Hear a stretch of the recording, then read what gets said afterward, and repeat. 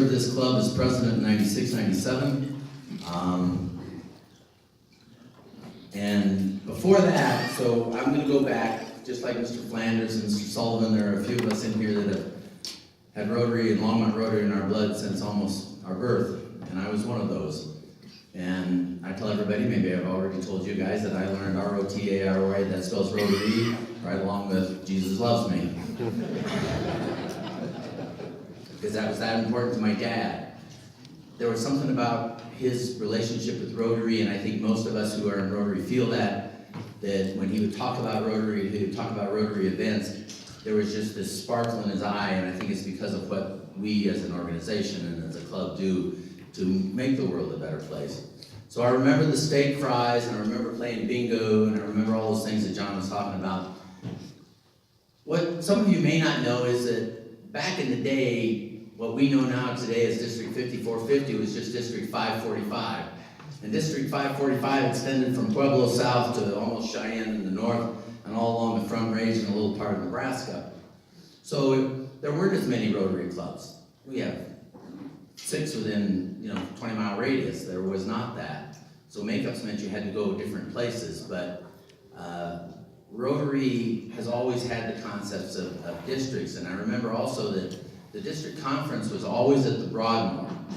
What a great experience. You went to the Broadmoor every April. And thankfully my dad took us as kids a couple of times. And we just couldn't believe how fancy and how everything, because we didn't have anything like that in our house. But just walking around, paddling on the lake, and just being at the Broadmoor. And Rotary has just always been that experience. Now, fast forward to when I joined Rotary in 1979, and the district is still the same, and shortly after that, Rotary made the wise decision to bring women into our club. Because prior to that, we were just this good old boys club. And we didn't have the fact that we had women as members of our club. And so Rotary is just this special thing for me, and it's a special thing because of what my father provided, and you can see some pictures of things going on here, and that's 83. I was shortly after I was along for a while. The other thing I'd say is one of the things that made a real difference for me in my Rotary career is I was sitting around these rooms one day, and I think at the time we were probably meeting at the Congregational Church, the same church, United Church of Christ at 9th and Francis, and somebody asked me if I wanted to get more involved, if I wanted to do something. And to that time, I'd kind of just been coming to Rotary, sitting around doing meetings, and I said, well, what do you think? And they said, well, we need an assistant secretary.